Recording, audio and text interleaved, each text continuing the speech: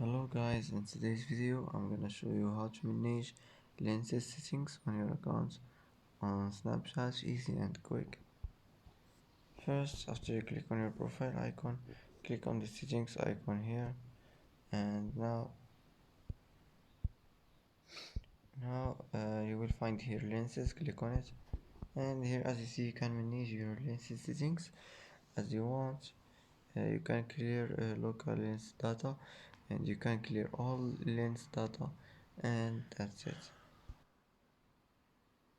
And that's it for today's video. If you like this video, don't forget to like and don't forget to subscribe. I hope this video is helpful for you, and thanks for watching until the end, and see you in the next video.